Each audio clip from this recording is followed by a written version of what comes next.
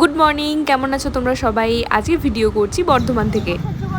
এসছি বর্ধমানে পরীক্ষা দিতে, সেখান থেকে বেরিয়েই চলে এসেছি ঘুরতে।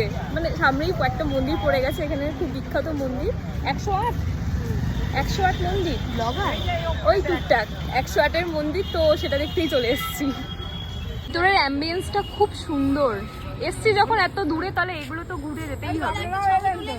আমাদের পরীক্ষা ফার্স্ট শিফটে ছিল, আর ইঁদুর একেবারে পেটে ডন বৈঠক মারছে। নতুন জায়গায় নতুন লোক, নতুন পরিবেশ, বাট বন্ধুত্ব হতে কিন্তু বেশি সময় লাগে না। মা বাবা কাকু কাকিমা সবাই খাওয়া দাওয়া করেছে, আমরা যারা রয়েছি তারা খাইনি, তো ভাবলাম চলো একটু দই বড়া খাওয়া যাক। অত সকালবেলা একটু কাক স্নান করে চা আর বিস্কুটকে চলে গেছিলাম এক্সাম দিতে। তার উপর থেকে খাওয়া দাওয়াও করে নিয়েছি, তা ভাবলাম চলো পুজো না দিই, ভালো করে মন্দিরটা ঘুরে দেখি। তোমরা কারা কারা বর্ধমান থেকে আমার ভিডিও দেখছো কমেন্ট করে কিন্তু অবশ্যই আমাকে জানিও। খুব সুন্দর জায়গা, খুব ভালো লাগছে। বর্ধমান জেলার নবাবহাটে এই মন্দির অবস্থিত। 108-এর শিব মন্দির নামে পরিচিত এই মন্দির। ভিতরের পরিবেশটা এত সুন্দর, এত স্নিগ্ধতা, অনেকটা দক্ষিণেশ্বরের মতো লাগছে দেখতে, কিন্তু এখানে 108টা এরকম শিব মন্দির আছে। প্রত্যেকটা মন্দির ঘুরে ঘুরে দেখলাম, আর এই শিবলিঙ্গকে এত সুন্দর করে সাজিয়েছে, কি সুন্দর লাগছে দেখো দেখতে। পুরো মন্দিরটা স্কোয়ার শেপ, আর প্রত্যেক কটা সারিতে 27টা করে টোটাল মন্দির আছে। 1788 সালে স্থাপিত হয়েছে এই মন্দির। কি সুন্দর।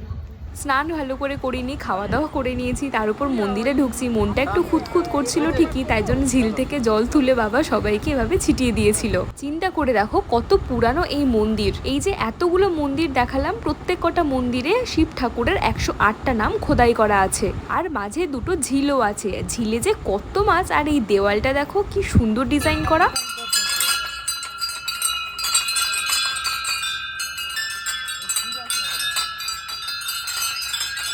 এই ঘন্টিগুলো বাজাতে আমার ভীষণ ভালো লাগছিল, তাই বারবার করে এভাবে বাজাচ্ছিলাম। ঘড়িতে প্রায় 1টা বাজে, ভীষণ খিদে পেয়ে গেছিল, তাই জন্য চলে গেছিলাম এই দোকানে খাওয়া দাওয়া করতে। খুবই সাধারণ খাওয়া দাওয়া করেছি। প্রথমেই ছিল ভাত, আলু ভাজা, আলু পোস্ত আর পটল আলুর তরকারি, পরে আমি মাছ নিয়েছিলাম। খাওয়া দাওয়া সেরে নতুন বন্ধুদের সবাইকে টাটা বাই বাই করে চলে এসেছিলাম হোটেলে, কারণ নেক্সট দিন আবার এক্সাম ছিল। হোটেলে যাওয়ার পথেই টোটো থেকে দেখছিলাম রামপ্রসাদের শরবত আর লস্যির দোকান প্রচন্ড ভিড়, তা ভাবলাম চলো বিকালে বেরিয়ে একটু খাওয়া দাওয়া করবো। তাই বিকালবেলা আবার আমরা বেরিয়ে পড়েছিলাম। আমি নিয়েছিলাম ম্যাঙ্গো লস্যি, আর মা নিয়েছিল প্লেন লস্যি। লস্যি দুটো খুবই ভালো লেগেছে খেতে। আজ তাহলে এই পর্যন্তই, টাটা বাই বাই।